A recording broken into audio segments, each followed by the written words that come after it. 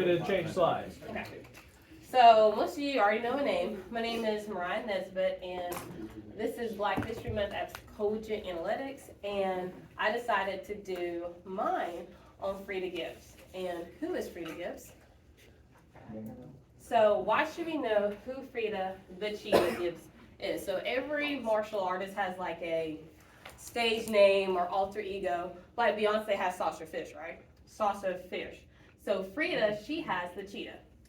She was the first female Black African American kickboxing person who ever won the ISA World Champion. She competed from 1991 to 1996. She won 16 wins, no losses, 15 KOs, and 3 world titles. Wow. Yeah, very impressive. And she also competed in women's professional boxing from 1997 to 2005 with a record of 9 wins, 2 losses, and 1 draw. Now, a lot of people would see those stats and like, oh, that's not a big deal. But to get a 15 KOs, that's really impressive. And you have to have precision, you have to have focus, and also your cardio has to be up. So for her to have 15 of those with like no sweat on her back type of thing, that's really, really impressive.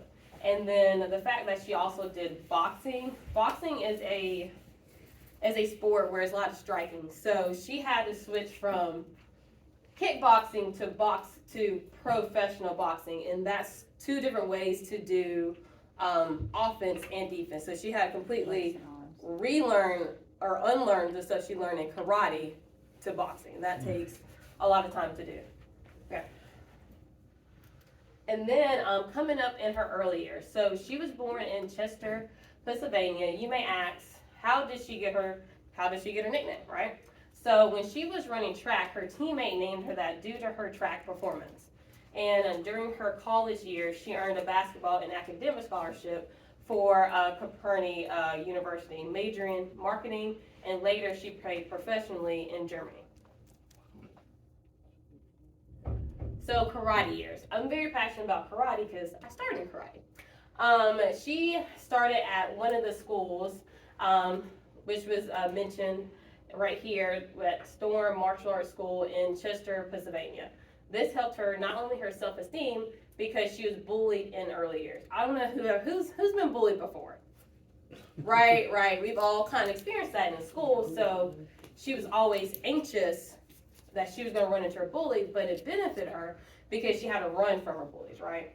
And this is where she trained under lethal martial artists, lawyers, judges, and blue-collar workers. And there, she won 3 Taekwondo World Championships. So majority of time, when you train in dojos or schools, you're training against like police officers, lawyers, judges. So this is kind of like I would say more of a sanctuary and where you actually network at schools as well. And then during her basketball career, she started her basketball career at the age of 12 up until 1988. And she was known for turning winless programs into division champs at Chester High School.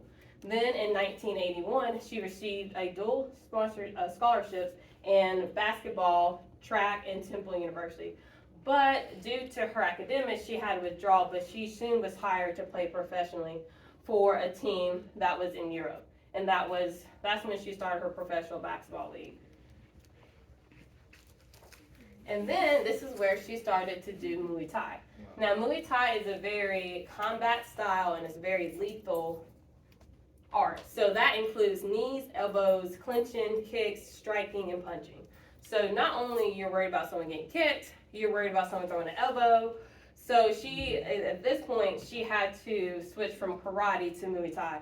And then that is a whole nother diversity and to switch from karate to Muay Thai.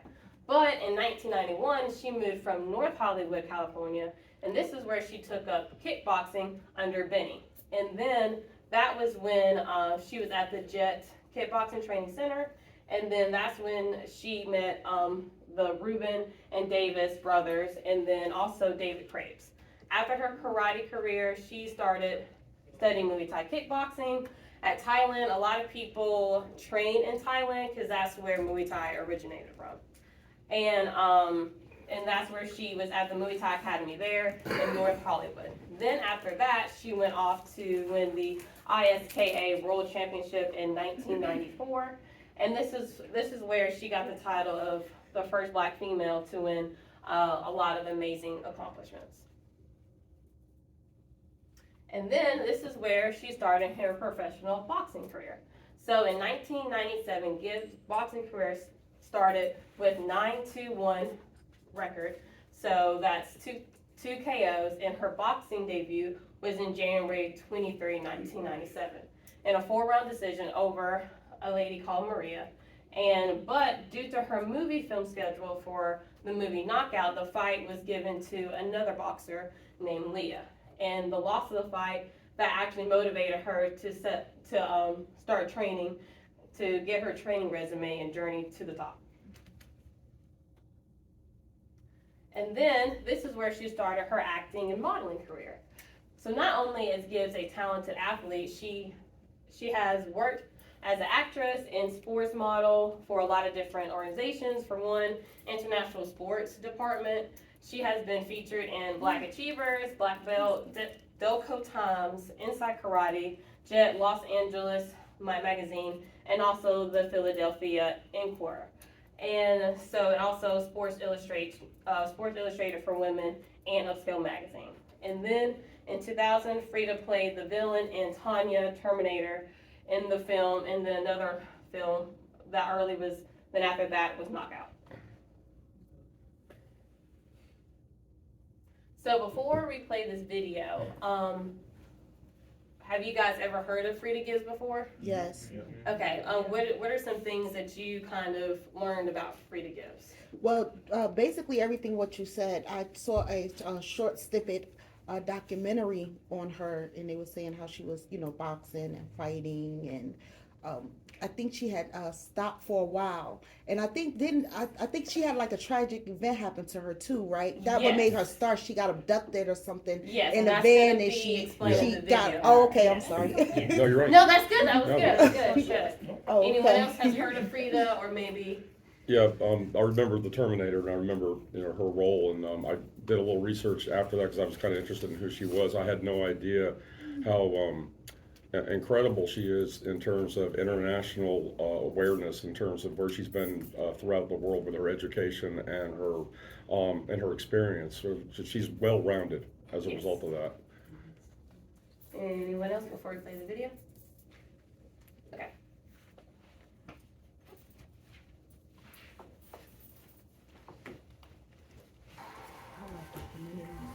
Growing up was tough.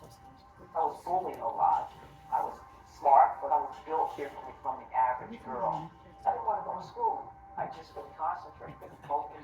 I was terrified. That's how I learned how to run fast, is by running from my bullies.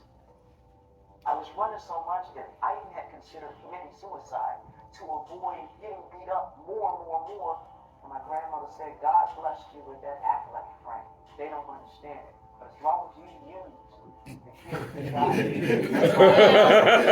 I've been around that a couple of times. Yeah. Little brown poor girl who was worried a lot, who thought even about committing suicide, was terrified, moved school, ran from everyone. How did she become the most dangerous woman in the world?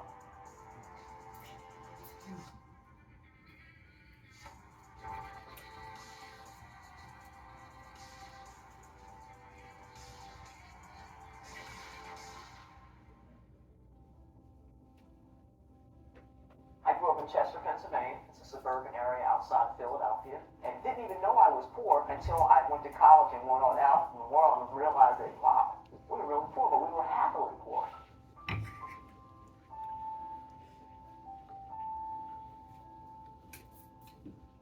My school experience in Chester was tough because I was bullied a lot. And my uncle, he was a martial art instructor. He said, listen, you can't continue to run all your life. He said, this is what we're going to do. I want to introduce you to karate. I said, I don't want to fight. He said, it's not about fighting. What we're going to do is rebuild your self-confidence. Every Saturday, I would spar with my uncle for 1 hour. He would walk in, lock the door, and put the key down behind it. The goal was for me to get the key, unlock it, and walk out, but I had to get past him. He would tug on me just like a man would, and I would always find myself getting closer to the key, and then he'd move me back. I find myself getting closer and closer to the door, and he'd move me back. Then finally, I'll never forget the day I fought my way past, got the key, unlocked the door, and walked out. That's how I earned my black belt. Then I started entering in tournaments, and I started winning them left and right, getting first place, getting second place. A few times I got disqualified, but I just wanted more, because I found a new love. Not only were my skills getting sharper and growing and improving, but I also realized that my confidence was starting to develop and grow and get stronger, as well as my self-esteem. And once those were all together, the rest was history. Wow.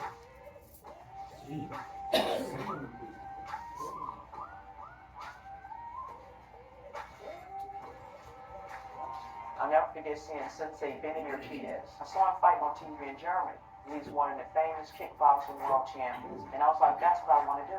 So I wrote his name down, his gym information, everything that I saw on TV. Packed up everything. Then I went out there to California and went straight and knocked on Sensei Benny the Jet Urquidez's door. He had a whole stable of fighters. They were champs. And here I am, don't even know how to kickbox. But I'm in this combat training center, training with some of the best world champions on the planet, and I have the opportunity to be a part of their team. I was on cloud nine. I was like a sponge. I wanted to learn everything. Then they started getting me fights, one by one, getting me fights, and I was winning. And the next thing I know,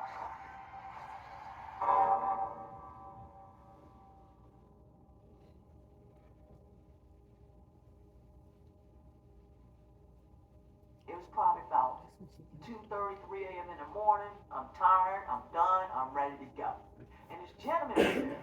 So dude was like, look, I'll take you home. So we're driving on down. I tell him, I'll make a right here in Coliseum. Suddenly he makes a left turn. And I'm like, this is not where I live. I live this way. He was like, look here, why don't you just give me a little, let me just stick it in. I said, no, man, I don't want you sticking it in. I tried to bust out the door, but I couldn't because there was no knob. And I ran to the back of the van and tried to run out the back of the van. There was this big chain on it and a lock. I couldn't get out. And when he tried to tackle it, I grabbed the end of his shirt tail and I pulled it over real fast, tied it, and I swung it back, and I pulled his pants down over his shoe. That's right. He said, they're in my pocket. I reached in, I grabbed the keys, I pulled the chain off. I said, let me tell you something, man. When a bitch says no, she means no. And I hit it. Ran. And I ran. 15 years later, here I am, retired, coming in from the gym, turning TV on, and they got him right there. Major break in the search for a serial killer. LA police do have a suspect now in the grim sleeper case. They arrested the man early this morning, identified as Lonnie David Franklin Jr. I picked the phone up real fast. I called my mother. I called my grandmother. I was like, you know that guy tried to rape me in the bed about 15 years ago? He's a serial killer. He had raped and killed over 100 black women in England and killed them in his car and his van. To this day, I have PTSD as a result of that van experience. But what I didn't know then is that that fight in the van was just a warm-up for what was to come.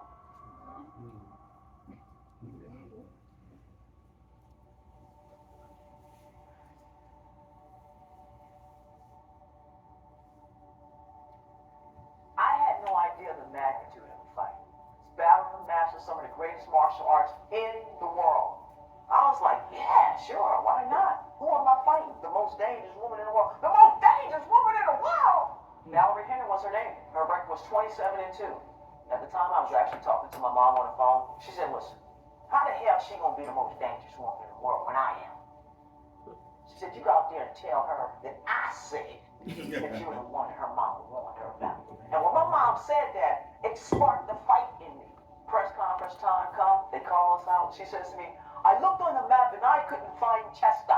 And I just said, listen, tonight you will find out where Chester is on the map. And I want you to know that I'm the one your mama warned you about. And I just stood there.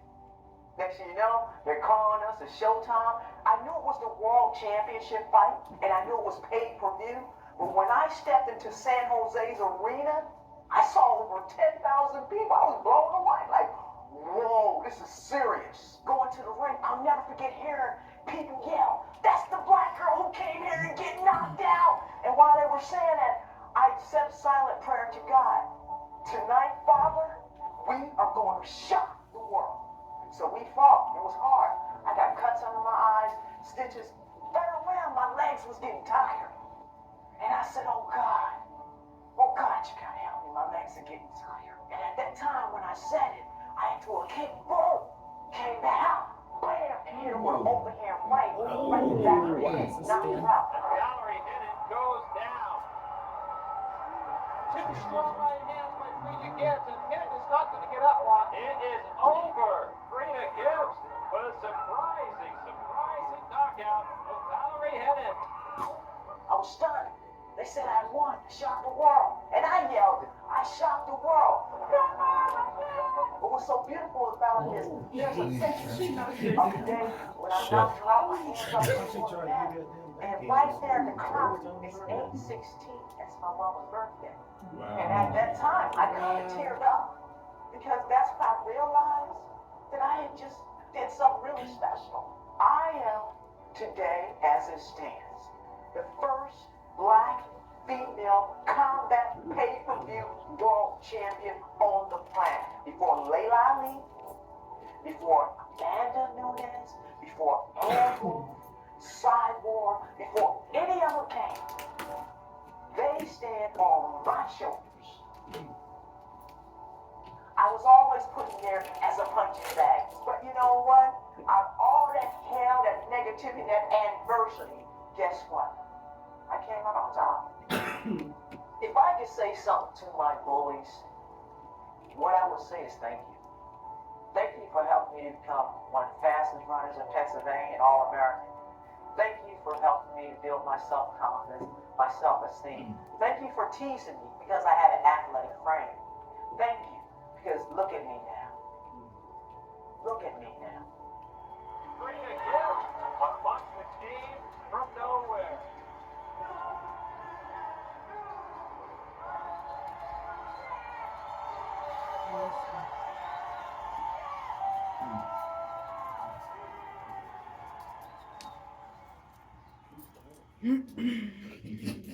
Okay, that's another PlayStation. Great job. Great job. That was cool. Thank you, Brian. So who is Fredia to you? Badass. You ain't gonna tell us? What questions you guys have for Mariah? That's the question. That's the question. That's Who's what I'm Fredia? figuring out.